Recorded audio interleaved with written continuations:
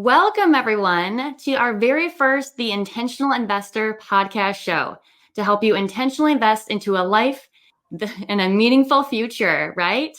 Today with us, I am Melissa Asbury. We have Keston Glasgow, and we have Oscar Szechuan from Chicago, Illinois. Welcome, guys. Hey. What's up, Melissa? So excited. So exciting to be here. Finally, first episode. Finally, there's been a lot of preparation to get here, right? Mm-hmm. Oh my God, yes. Nobody knows about that. So today what we're going to talk about, just so the audience can know exactly what they are waiting for, is we're going to talk about mindset of how to get into real estate and how to be successful, right? So that's number one, who we are as people and investors in our own markets. As I stated, Oscar, he is in Chicago, Illinois. Keston's in Atlanta, Georgia, and I am in Indianapolis, Indiana. So we're going to talk about who we are and invite you to join us on our real estate investing journey to help you create the life that you love, right? Oh, yeah. Mm-hmm. Sweet. Awesome. So guys, what's up? Anything new going on in the last 24 hours? Oh, man. 24 hours. It's been so crazy, Melissa and Oscar. I actually had the police called on me from a tenant of one of my properties. And man, we could talk about that some other time because we're still going through the legality of that. So I'm not going to say too much about that on this show, but talk about an experience. I think what that means, though, is that you're doing something right? Oh, yeah. I've always heard you're not doing something until you have the cops calling you. You're not doing enough business. True. Number one tip, right? I love it. I can't wait to hear about that. Yeah. Oscar, what's up with you?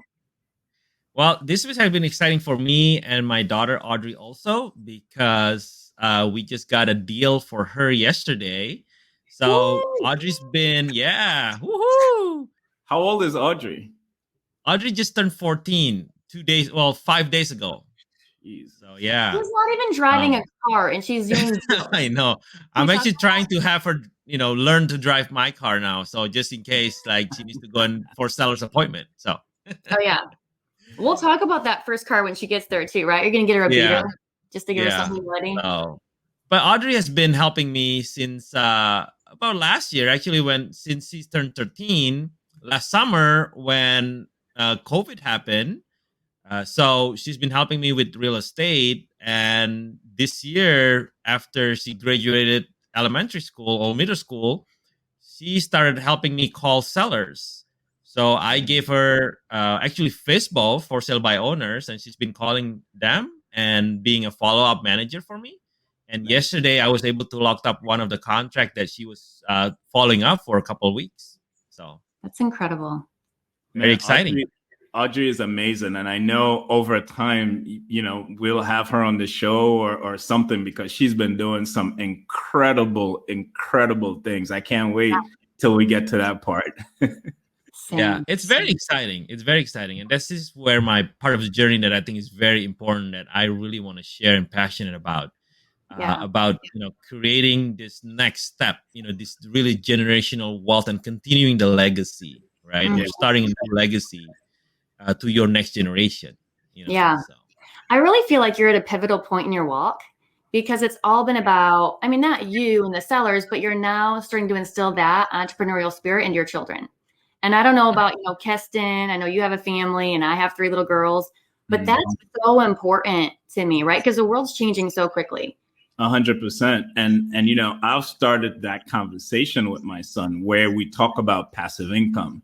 And I have recordings of him getting it, talking about passive income and him asking me, well, so how much do you get from rent from one seller? How much do you get rent from this apartment? How much do you get rent from here? Oh my God, that's a lot of money, and nowadays kids, they talk in thousands and millions, based on the TV shows, the YouTube channels they watch, so it's amazing even just starting that conversation because I wish my parents had a passive income conversation with me, Oh yeah, I wish my parents had a fund for college for me. I was working 4 jobs just to make it through. I don't know if you all can relate, but it's just a different world. And I think that we as parents and we as entrepreneurs, we need to prepare our children for this next generation, right? Because Mhm. it's just a different world. So I love your guys' passion behind that, and I love what you're doing in your families. So kudos to you.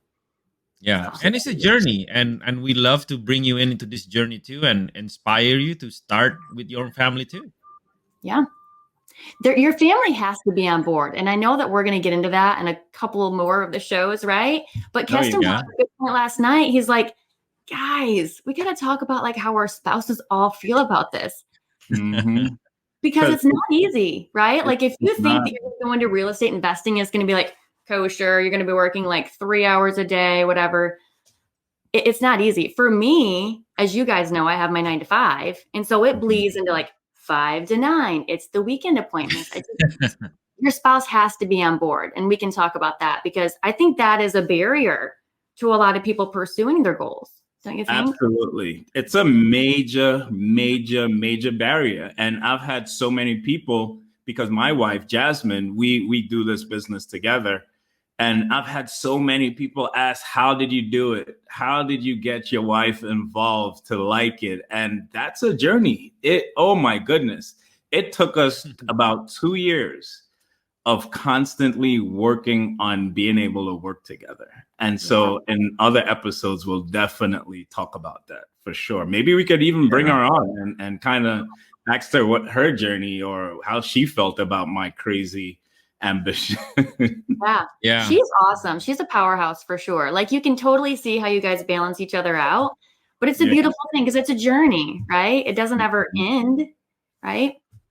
Yeah. Absolutely. No, I love whenever I talk to Jazz and Keston on the phone, it's like Keston it's always on cloud 9 being a visionary.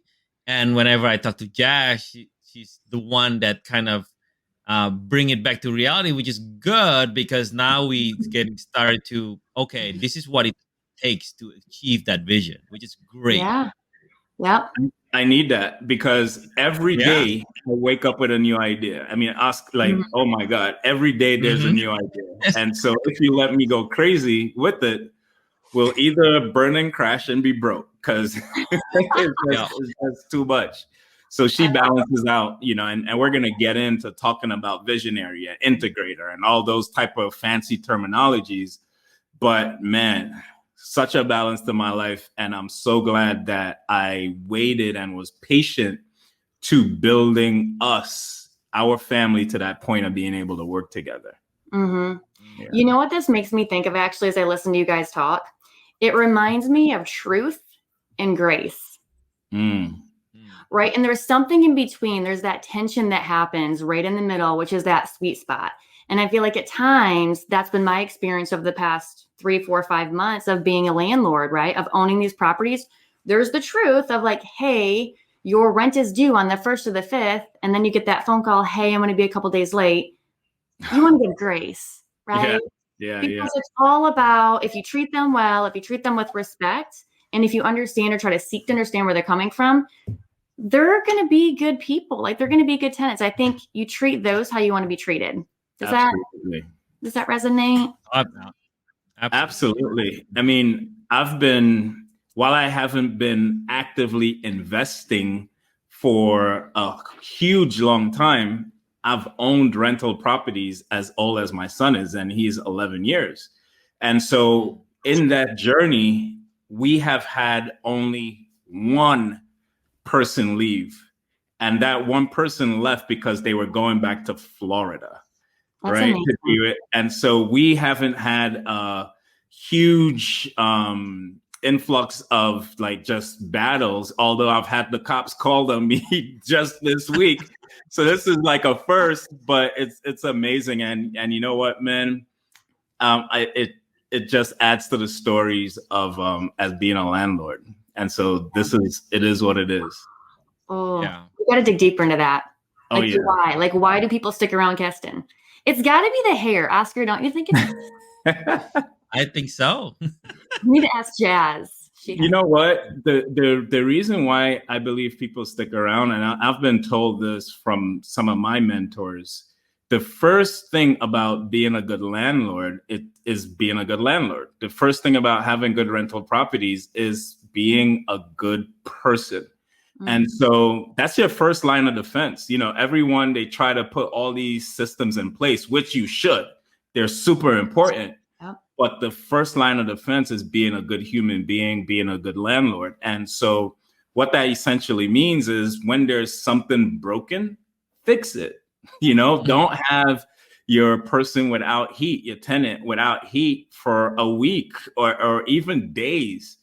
They need to see that when they call you, you respond and you respond quickly. And so, that's been my mantra, I guess. When a tenant needs something, I try to get it fixed within 24 hours, or at least set up that appointment to have it fixed. So if I got to call a plumber or something like that, they may not be able to come today, but at least I could give them an update that the person is coming tomorrow or whenever that is. So that's kind of just been my thing. And it just makes it very hard for them to be mean to me. So that's what I would say. That grace. I love it. That's great. Oscar, do you have anything else to add? I mean, totally agree. We have system, we learn from, different groups, different information that you need to just set up system. You need to be tough. You need to be, without emotional attachment. But at the end of the day, real life happens, right? And you have to treat everyone else with grace, with compassion. And, we all make mistakes and we all in a separate, different journey.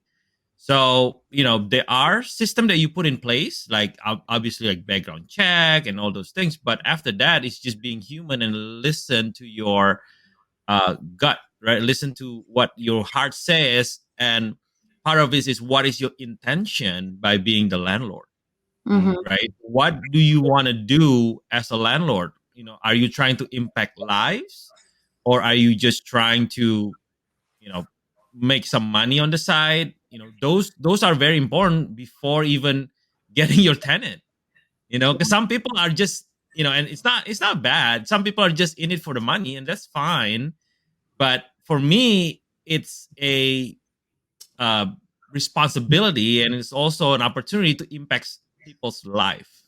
For sure. Right. So we can talk about the variety of my tenants, and not everyone's perfect. Especially with the world we're living in, and when COVID happens, everything. I mean, I am dealing with eviction, right? So we're talking about reality here, but at the end of the day, the tenants that we have, just defines us as the landlord. I agree. Oh, thanks for sharing that. It kind of makes me think about kind of why we're all here together. So people might see us, because let's not lie, Keston and Oscar, you're kind of famous. You're like underground famous and stuff too. I'd be like, how these three cats get together? And so I don't know, who wants to share the story of how this was pitched, 2 months ago, as to us coming together, collaborating, and creating something amazing out of our Go Giver community? Man, you know what? I'll give that to Oscar. I'll let Oscar kind of give that story really quickly. Okay, so I remember the first time I hear the name Keston, and that was when I put up a post on Facebook saying, "Hey, who wants to go IG live with me and talk about real estate? Anything. I'll answer any other question." And within the first 10 seconds of putting out my calendar, I see the name Keston comes in.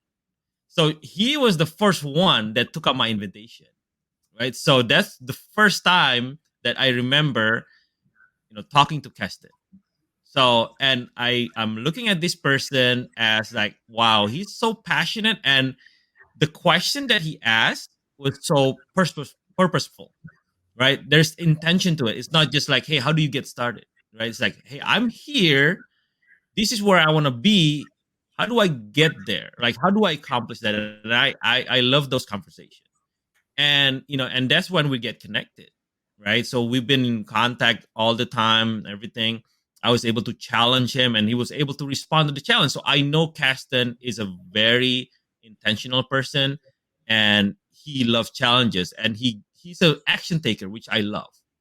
Now, then I also met Melissa, right? So Melissa is a very gentle soul.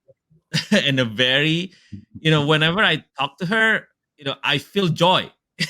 Really, whenever Wow. she asks questions, it's almost like you can't say no, to her saying, hey, can I ask you a question? Because I know I'm not just answering a question, I'm providing value to someone who will also listen and take action. Yeah. And I also remember every time after the conversation, she always asks, what can I do for you? And that to me shows a person with the heart of giving, right? I mean, we are at the point where we are giving and taking. We are taking an advice from someone who's been through this, but there's also a way for us to give back. So that's what I love about Melissa, right? So when this idea came into like, hey, let's impact more lives, let's see if we can create something where we can not even teach people but really build a community and have people with the same mindset come together. And the first two people that I thought about was Keston and Melissa, right? Because I know I can't do this by myself. I'm Mhm. not like one person team. Like I know from my past experience, there's always been a partner. So, I immediately contact Keston and then I immediately contact Melissa on two separate calls to say, hey, I have this idea. What do you think? And I kind of interviewed them to make sure that, obviously they're okay with it, with their schedules and everything. And long story short, here we are.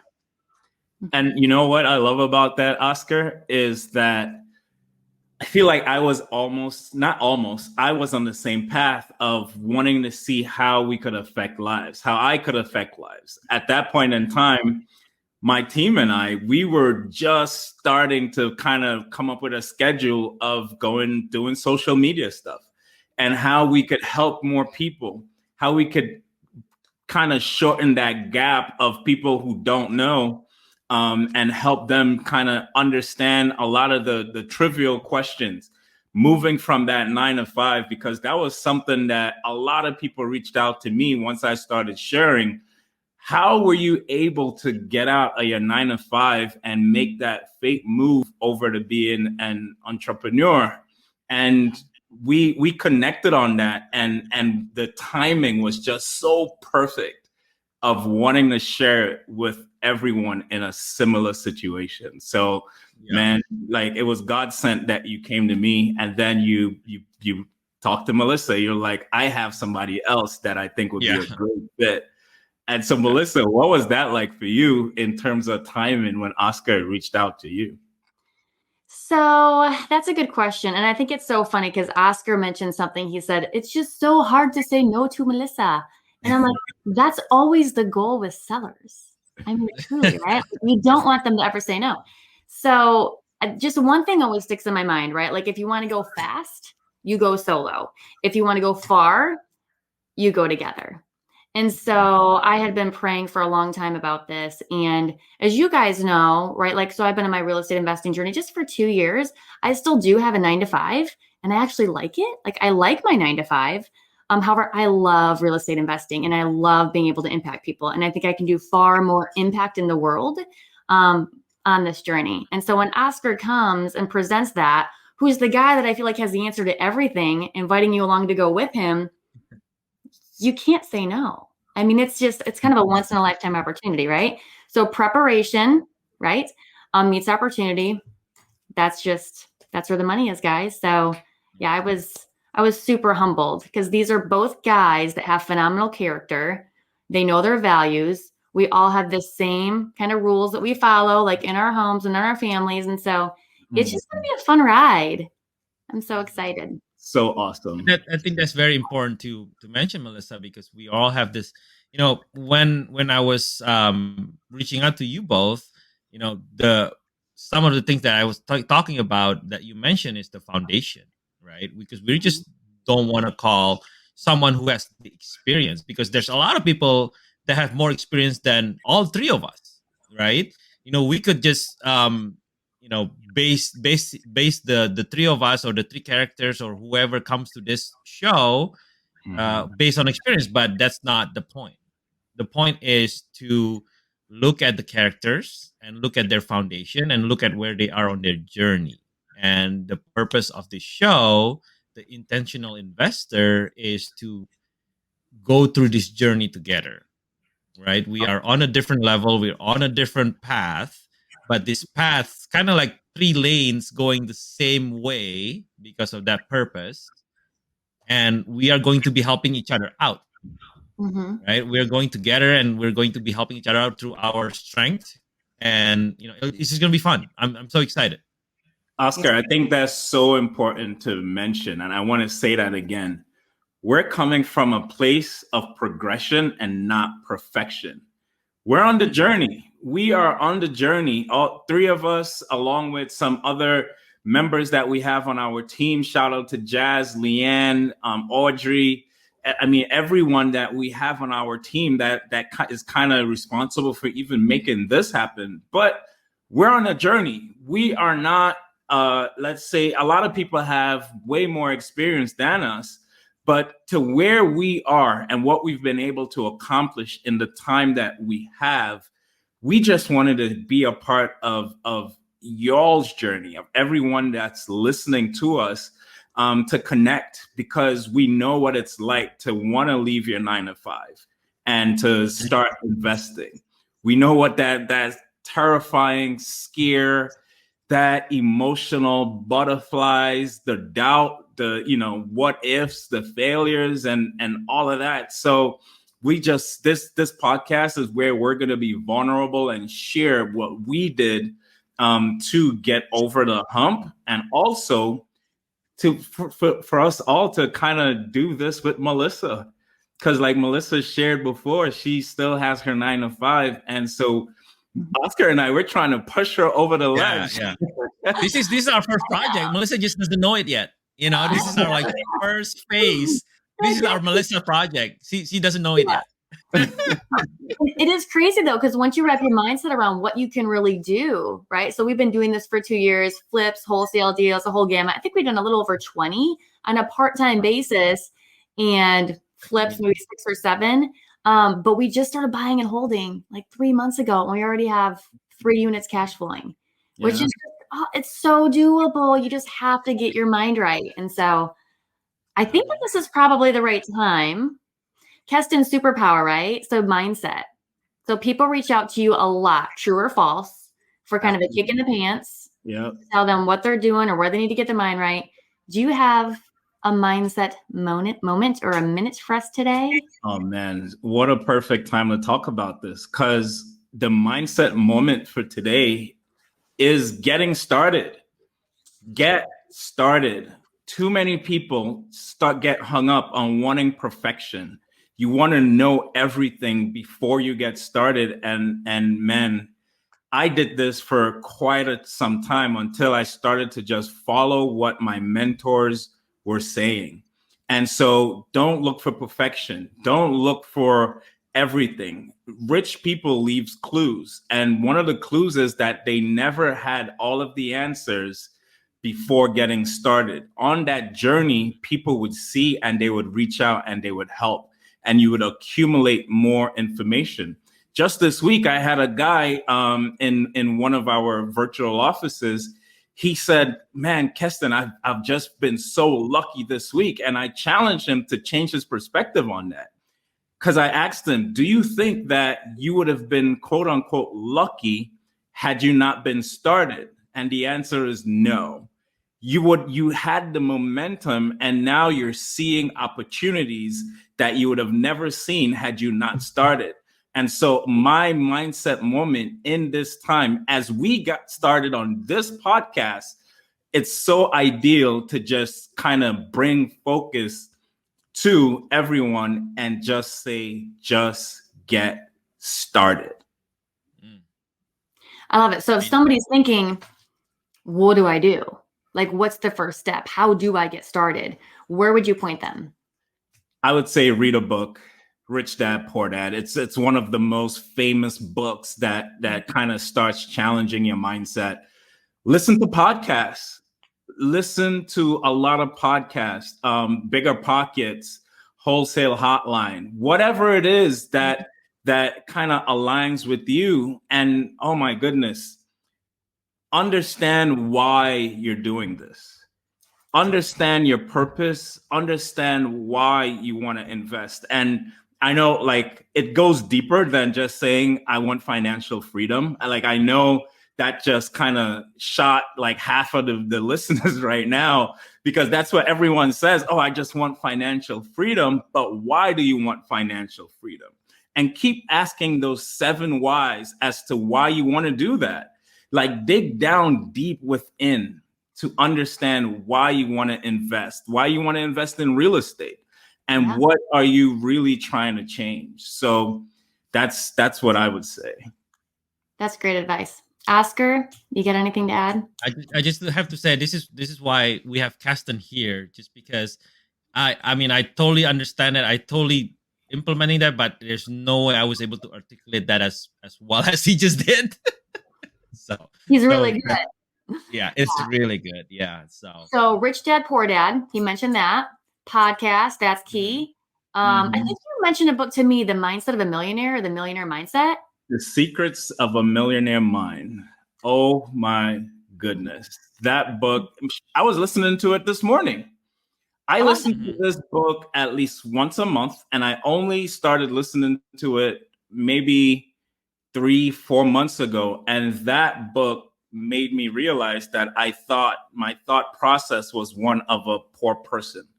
My financial blueprint, as they talk about it in that book, and what I learned from my family members, and how I challenged myself as to why I didn't get started on things, was because of what was subliminally embedded in me. And so that book helped me to really be aware, because that's one of the first attributes to be able to change something, is just being aware that it exists. And man, that book, Melissa, oh my goodness, it's life-changing. It is life-changing. That's awesome. So Secrets of a Millionaire Mind, correct? Mm-hmm. So you had mentioned this to me just a couple of weeks ago, because I was struggling. Like I said, I have this job, this 9 to 5. It's great, but sometimes I like hide in the background, and you guys will call that out in me. You're like, why don't you post more? Why don't you share more? Because we're so busy at night, whether it's meeting with sellers or whether it's getting somebody to cover for the sitter to do these deals, right? The hustle factor is hard. And I have a humble heart, right? I'm not going to post things and share things, right? Especially in the middle of COVID, when so many people are losing their house or they've lost their job. But that hustle factor, like that is real. And I think any entrepreneur, you absolutely have to have it. Would you not agree? 100%. 1,000%. 100%. And just to add a little to that, like Melissa, she just dropped a lot of little gems in there that I don't know if you heard, but she talked about her kids and having a lot to do. And a lot of people, that's the clutch that they hold on to not get started, right? Like, I have my kids, I'm a single mom. My life is just really screwed up, right? Like that's what most people say as to why they can't get started. But if something happened where, let's say your kid was sick and you had to take off of work, or you had to do something, like something very extreme happened that you deemed as important to you, you'll get it done. And so anything that you really want done that you scale as very important, you would 100% get it done every single time. So we can leave the excuses at home and bring action. That's what we're here to talk about. Yeah. I think it's so important to identify those activities during the day that are a time suck. Can I say that? Oh my goodness. Like what? I mean, I know my friends, I love my friends, but some of them are addicted to Netflix, and Netflix is great, but it's not like, I don't know, it's not making you better. I'm obsessed with like, how can I improve myself? How can I grow individually for my family? So whatever it is, you have to treat yourself, but just notice, what am I doing in my life daily that's not allowing me to grow? Because either you're taking a step forward or a step back, I believe, in everything you do. Absolutely. And you know what, Melissa? On our next show, I would share 5 things to get started when it comes to trying to change some of those addictions. And, you start off very small, very, very small, and then you make your way to bigger things. So I would definitely start out and give the 5 things that I changed to really start building happy and healthier habits that got me out of not taking action, like you mentioned. Love that. Love it. Love it. Oscar, anything that you have to share? I know that your mind's working overtime. Yeah, I mean, there's just so many things to absorb, right? And active listening, you're just listening to every single like word that you guys just spit out there. So, but 2 books that I would like to recommend. Basic, because I've always, now that I have teenagers, I always try to include them in like my reading plan. They started, obviously, Rich Dad Poor Dad that Keston mentioned, but I want to mention 2 books also. Number 1 is Think and Grow Rich. Right? That book changed my mindset and their mindset too, and not only in real estate but in life in general. That book, you can have anyone, elementary, middle school, high school, read, and it will change their mindset. Napoleon Hill. So yes, Napoleon Hill. Think and Grow Rich. And the other one is Who Moved My Cheese. That's a very simple book. I had a cartoon version of Who Moved My Cheese for my children to read when they were, I believe, 10 and 11 years old. I'm going to write that one down. Yeah. I purposely bought the children's version because I want them to get interested, right? Because there's a couple miles going through maze and things like that, right? But the purpose of that is to know that your life and your quote unquote work and your journey is never ending. Your keys will always be moving. So you always have to be ready and be mindful, and your eyes is always have to be open for opportunities. Right? Because when people are getting used to know where their keys are and going to the same place, quote unquote, 9 to 5, right? They'll just be stuck there. And suddenly when the cheese got depleted by other mouses or whatever condition, it just disappear. And you're not prepared to look for other ways to find cheese, then you'll be stuck there. That's Where's my cheese? Where's my cheese? Yeah, there you go.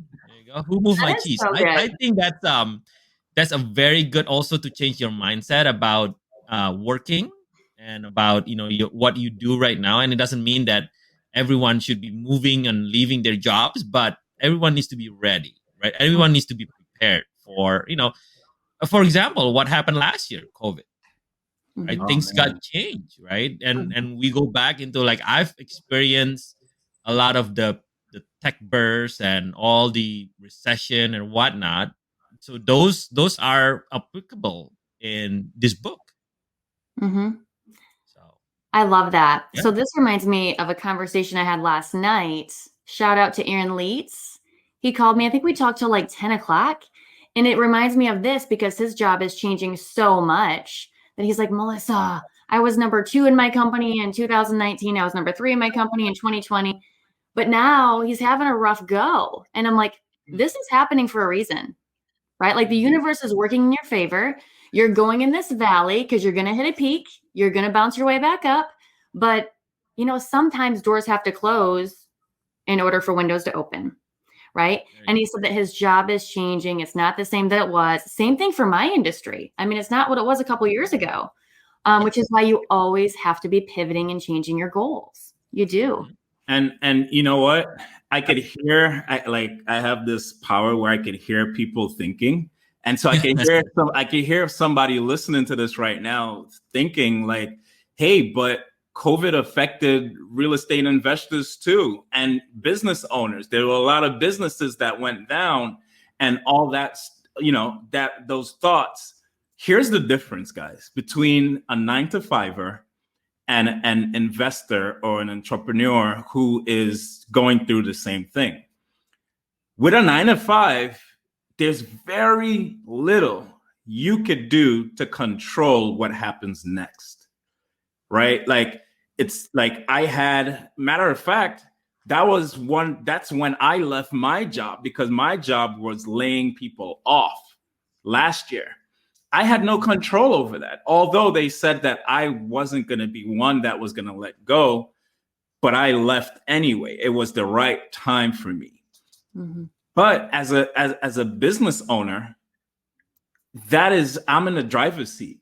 I get to think about what I could do to survive the storm, no matter what happens.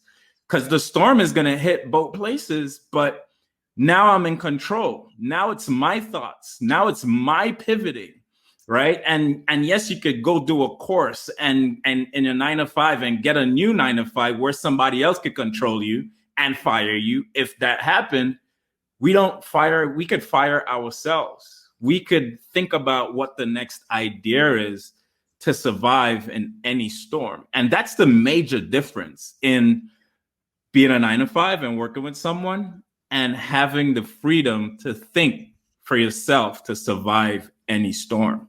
Mm-hmm. I love that. Yeah, I love it. You do have the freedom. You're not controlled, right? Mm-hmm. So you have to shift your systems. And I think the beautiful thing is, in Kes and Oscar, I think you guys would agree, like, at least for me, it's all about like the buy. Because people are like, oh, I'm not buying right now. Deals are way too expensive. The market's so inflated. There are still deals. Like, you just got to fish harder, fish deeper, right? Yep. It's all about breadth and depth. Who are you targeting and how deep are you going with that targeted audience? Which are your sellers? How often are you following up? How much are you on your page versus on their page? Because it's not about you. It's about them and solving problems. Absolutely. There's never a great time. I've never heard that, oh, now is a great time, because either the market's too low and you don't want to pay too low for houses, and people feel like, oh, those properties, they may not appreciate or whatever, or it's too high, like they were saying for COVID. Or, I mean, I started real estate investing. This is just different from having a house and not even knowing what I was doing and having a tenant, but it's different. And so I got in at the absolute worst time, quote unquote, to most people, because there was so much uncertainty. So much uncertainty. Nobody knew what was going to happen. But yet still, my wife and I, we just buckled our boots up and we were able to close. Man, we were able to go from having 1 unit to 11 units in 6 months, right? In 6 months. And we're closing on units next Monday and 2 the following month. So there are still deals out there, guys. It's really about your mindset and how much you put in. That's the control we have being investors. Yeah, which makes me think, do you feel like next show we should talk about our first deals? That not be fun? Absolutely. Ooh, that sounds juicy. I love it. Yeah. You never forget your first deal. Yeah. Yep. Oscar, you're getting us all excited. Yeah. I mean, I still remember vividly, like, what was that first deal about? So, yeah. It was the situation. Mm-hmm. The problem you solved, I'm sure you remember. That's awesome. Mm-hmm. And the mistake that we made. I actually thought I was going to jail for that first deal. I mean, literally. Oh, my goodness. I wrote a contact information and everything to my wife, and I said, just in case someone contacted me and took me away, these are all my bank information. These are all our accounts. Save it for the next show. Save it for the next show. Next show. Oh, that's gonna be I want to hear this so bad. Yeah. All right. Yeah. So guys, we're I feel like we've kind of gone coast to coast. I don't think we've realized it, but we've talked about our whys a little bit, our mindset, okay, how we kind of got into the game, our journey. If you guys can't tell, like, we're all visionaries, we're all purposeful. We are intentional investors. Do we need to say that again? We don't just invest to make a bunch of money. That's not what any of us are about, okay? It's about giving. How can we give back? And I know Keston has some pretty big visions for this world and how he wants to give back because of his own personal experiences. Same with Oscar. I have a beautiful vision for my family. My whole goal is to make all things beautiful. right? Whether it's homes, whether it's family, whether it's passing on these virtues to the next generation, and what we can do as strong mamas to do that. It's going to be a fun ride. Oh, it is. Buckle up. Buttercups. Okay, cool. So that brings us to the last section of the show. So the last section of the show, we're going to call hot, humble, open, and transparent, and shout out to Pastor Michael Todd, who coined this phrase, but we just love this so much that we're going to make it a part of our show. And so, Melissa, what is your hot, humble, open, and transparent moment that you want to share today on this show? So this is kind of hard because I do feel like we have a lot of humble moments. But we just this last month, we're starting to finally get traction now that I'm not doing it all, meaning like after hours. We have a team. And so last month, I was able to give the guy that has been pretty much the backbone of all of the flips that we've done, right? Because there's no way with 3 little girls, a husband that's a fireman, we work in my 9 to 5, we could do 6 to 7 flips in 3 years, which isn't really a lot, to be honest. So Miguel Loza, he's a fantastic guy. We gave him a house for what we got it for, meaning I negotiated the deal with him. I met up with the homeowner. I talked for a few hours on the phone with that gal, and he wanted the house so badly because his mother-in-law and his mom lived with him in probably 800 square feet. I mean, just a super tight place. They didn't even have bedrooms. So he's like, Melissa, my ultimate dream is to have this house to give to my mom and my mother-in-law. And so I said, get yours. So yeah. Guys, this is what we talk about by being intentional investors. We get the power to bless people like this. That's amazing, Melissa. Oh, could have never done that. Yeah. So part of the background too is that he had his eye on this house, and he's like, Melissa, I want you to call the homeowner. Melissa, can you get in touch with them? Well, the family had passed away 10 years ago and 7 years ago. So this house had been vacant for a long time. I think like the mother passed away first and the dad passed away later. So the daughter lived over on the East Coast. She's like, I don't think I can sell it. Like, I think that I need to go through like a lawyer, an attorney. And so I did all the digging. And basically I asked Miguel, what do you want it for? He told me, and we got it for that number. So wow. less than that number, to be honest. Amazing. Solving problems and changing lives. Changing lives. Yep. Just because he was so gracious to serve our family and serve us flip after flip, year after year, I'm like, I got to do something awesome for him. So that's my humble and transparent moment. I feel like right there, we need like some sound effects, like a horn or something. Well, your guys' is better than mine. I mean, that just happened last month. So that's the whole point of why we do what we do. We want to bless others. We want to bless somebody here too. As we get onto the show, I think we're going to have some cool opportunities to bless the community. So amazing. So take us out, Melissa. This has been a really action-packed show. And man, I can't wait till we get into the next one. Yes.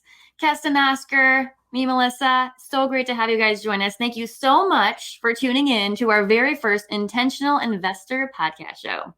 Until next time. All right.